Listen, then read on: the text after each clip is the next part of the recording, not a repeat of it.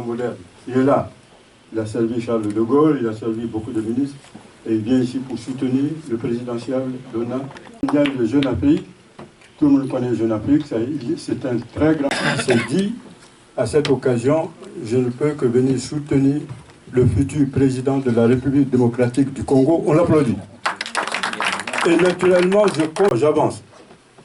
La renaissance du Grand Congo est en marche. Le Grand Congo. Dona Moupapa, c'est le pionnier, tout fait pour créer la fédération des démocrates et républicains de la République démocratique du Congo. C'est lui qui est l'initiateur.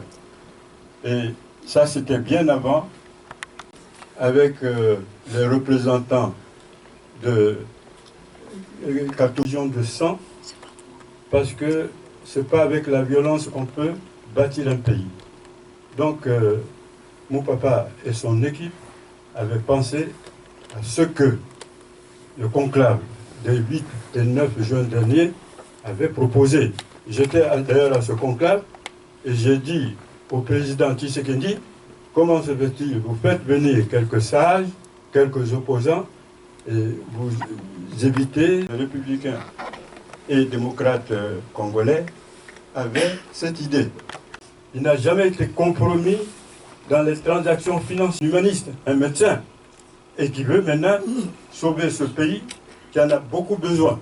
Et j'ai dit aux vieux, comment se fait-il, vous avez soigneusement évité de l'inviter. Et je crois qu'il a été il a été vraiment, à mon avis, il s'est dit vraiment, je m'en veux à moi, j'aurais dû écrire aussi à mon papa pour qu'il soit là. Bref. Eh oui, le prochain, ce sera avec mon papa, n'en doutez pas. Par ailleurs, vous savez que c'est maintenant Joseph Kabila, dans son discours à la nation, lui aussi parle de paix. Il parle de progrès. Voilà quelqu'un qui, depuis qu'il a pris la place, depuis l'assassinat de son père, n'a pas été capable de sécuriser la République démocratique du Congo. N'a pas été capable. À la dernière minute, il parle de paix. Apparemment, il ne veut pas partir. Il veut rester. Il manipule. Tout ça, ça ne fait pas sérieux. Vous savez que la République démocratique du Congo est un pays qui est assis sur des mines d'or, des mines de diamants, des puits de pétrole. Il suffit que ce livre magnifique qui est là, il vous parlera aussi de ce livre. Aussitôt, mes chers amis, mes chers confrères, la bonne parole, c'est maintenant. L'espérance commence si vous voulez projeter le film. Merci beaucoup.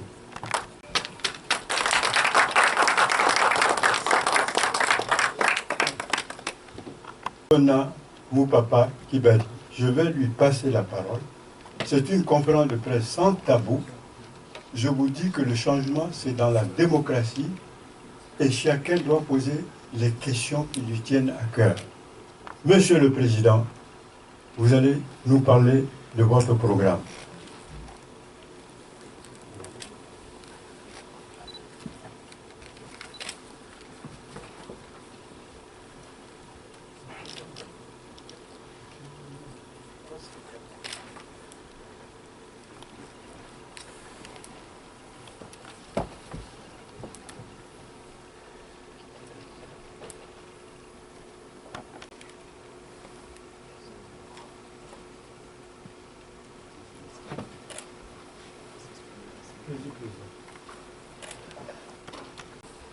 Chers invités, bonsoir.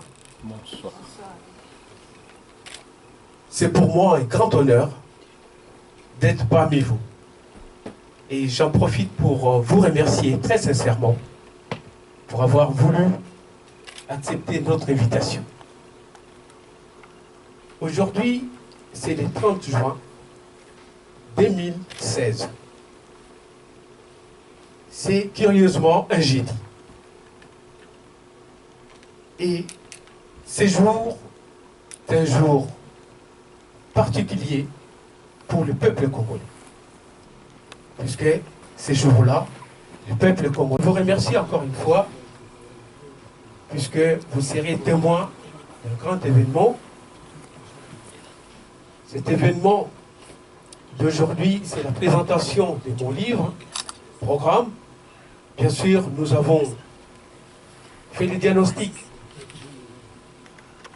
comme je suis en France, par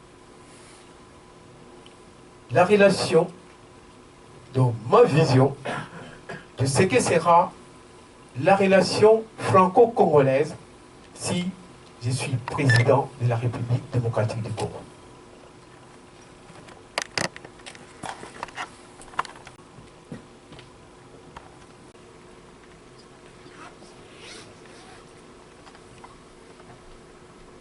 La francophonie. La RDC, en tant que plus grand pays francophone, de par sa superficie et de par sa population, parce qu'actuellement la population congolaise est estimée à 80 millions. La France, en tant que la patrie de cette langue, et aussi comme le principal contributeur financier de l'OIF, ce qui condamne les deux États à entretenir des relations étroites. Bien qu'ancienne colonie belge, la RDC bénéficie de la coopération française dès le lendemain de son indépendance, dans presque tous les domaines politiques, économiques, militaires, sécuritaires, sociaux et culturels. Cela a conduit à une relation dépassant les cadres de la coopération pour se transformer en amitié entre les deux pays. La France s'est à maintes reprises préoccupée de la promotion de la démocratie, de l'évolution vers un état de droit en RDC, par la mise en place d'un système juridique protégeant les individus, les institutions contre toute ambition politique dictatoriale. La France a toujours fait preuve, au-delà de ses propres intérêts, d'attachement à la paix, à la sécurité et à l'intégrité du territoire national de notre pays, ainsi que de la volonté de voir s'instaurer un état de droit en RDC.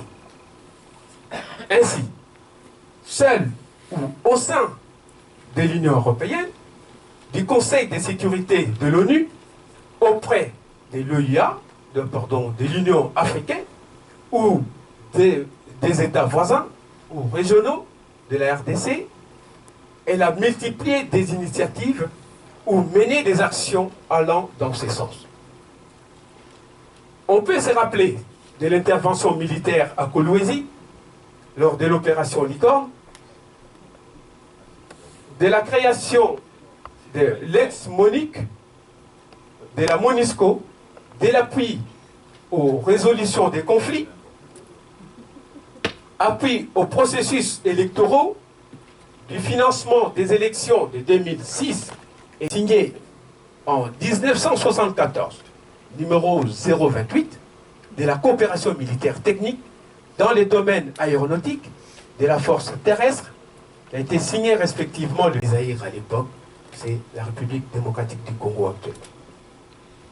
Il y a une semaine, la France a salué l'adoption, le 23 juin 2016, à l'unanimité, par les conseils de sécurité pour une période d'1 an, les régimes des sanctions par rapport à cette relation franco-congolaise et de renforcer et de rendre privilégiée cette relation avec la France en recourant par les biais d'une intense coopération à ses moyens et à son expertise pour assurer de manière pérenne la défense, l'intégrité et conformément aux accords bilatéraux signés entre la France et mon pays depuis le 22 juin 1974 dans les domaines militaires, la police, renseignement et justice ou de la gouvernance démocratique. État des droits, bonne gouvernance qui sont absolument nécessaires pour le développement de pays africains dont la RDC. De plus, les entreprises françaises réputées pour la qualité de leur production, et ces dernières années, la percée de la Chine, comme celle d'autres pays émergents, tend à réduire la présence et les investissements français dans mon pays en particulier. Or, cet apport chinois ne semble pas bénéfique à long terme, politique, économique et démocratique, faisant là reculer les chances d'avènement d'un État moderne en RDC. Ensuite, les investissements chinois n'emploient pas des main-d'œuvre hallucinants. Ils ne se préoccupent pas des normes de la protection environnementale et ne s'accompagnent pas de la création des structures sociales où ils s'implantent. Enfin, il est souvent déploré la faible qualité des essences chinoises et que l'on n'aurait pas pu reprocher à la France, et en raison des liens anciens entre là en 1945, après la Deuxième Guerre, la participation des entreprises françaises a appuyé ces vastes programmes, des grands travaux que nous voulons initier pour la restauration de ces géants du Congo endormis depuis plusieurs années.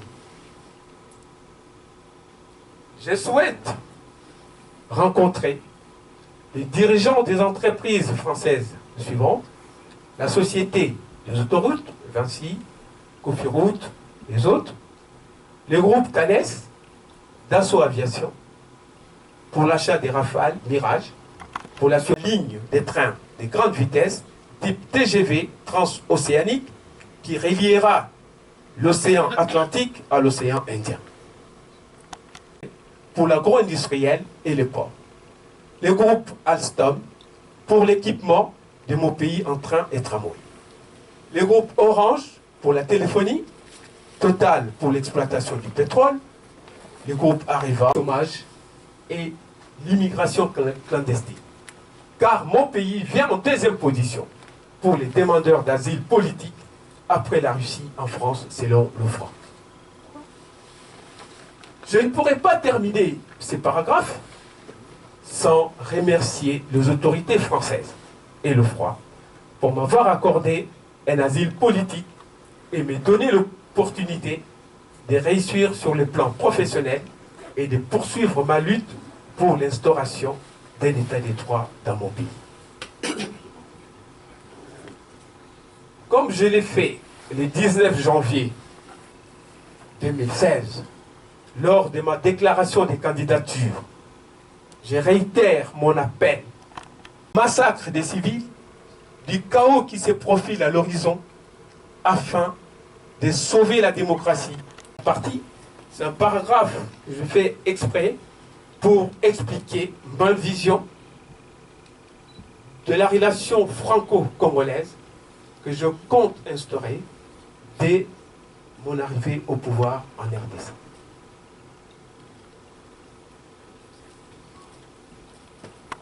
Notre conférence, programme quinquennal, que nous avons élaboré avec mon équipe pour les 5 ans. C'est-à-dire de 1900, de 2 345 000 km². Il est en 12e rang mondial en superficie. Donc c'est le 12e pays en superficie et ça fait exactement 4,5 la France. C'est un concentré des richesses, un sol diamant, et cuivre, cobalt, l'or, coltan, uranium, forêt, fleuves, et sont parmi de nombreux trésors. Les géologues français ont mené plusieurs études sur 36 minéraux rares. Le Congo renferme 33. Donc c'est une terre bénite et nous sommes assis sur une richesse, mais avec une population la plus pauvre du monde. C'est vraiment un contraste et une injustice. La situation sécuritaire est marquée par une guerre interminable et ses abominables corollaires, le massacre et les génocides de populations civiles de Béni, Nord Kivu, au Sud Kivu, depuis 2 décennies, par des groupes armés, des terroristes d'ADF Nalu, la mauvaise gouvernance caractérisée par la corruption institutionnalisée, les détournements de fonds publics, les favoritismes, les clientélismes, l'absence de justice, abandon des valeurs républicaines et les dénis de démocratie. L'opposition politique réelle est toujours obligée de s'exprimer en dehors ou depuis l'étranger, et que ceux intellectuels, journalistes ou membres de la société civile qui tentent de le faire depuis le Congo soient aujourd'hui des activistes de Lucha et tant d'autres opposants politiques croupissent encore dans les geôles de la police de Kabila. Le cas de Moïse Katumbi est flagrant. Le gouverneur frondeur, ancien cadre de son parti politique, le PPRD, qui a osé s'opposer à l'interne à son troisième faux pénalty, selon sa métaphore, a été poussé à l'exil après une inculpation et une condamnation rapide, immédiate, à 3 mois de prison pour spoliation d'un humain. Au-delà du diagnostic ci-après, les dérapages et l'échec du processus démocratique âprement mis sur les rails, le RDC a désormais besoin d'une politique de rupture. Nous voulons restaurer ces grands et riches pays totalement réunifiés, rassemblés autour d'un idéal. Le Congo pour tous et les vivre ensemble. Un Congo fort, uni et grâce à la coopération régionale et internationale. Un seul credo sera notre moteur, c'est les social et libéral. Nous voulons remettre notre pays sur les rails par l'instauration d'un état de reconstruction de son tissu économique et social, la protection et l'amélioration de son environnement écologique. Notre projet est basé sur un ordre logique de 4 cibles prioritaires qui visera notre action de la reconstruction de la RDC. La jeunesse, la femme et le milieu rural. La restauration. Les 9 axes de notre projet sont la restauration des valeurs civiques et morales, la lutte contre la pauvreté et l'exclusion, le rétablissement de l'autorité de l'État, de la paix et la sécurité, la construction et le développement des infrastructures de base, la mise en route d'une politique du bien-être social, politique et démocratique, la professionnalisation d'une diplomatie de développement. Nous allons initier une nouvelle citoyenneté. Nous allons redonner les valeurs civiques républicaines, refonder une nouvelle république exemplaire, créer une mixité sociale et rechercher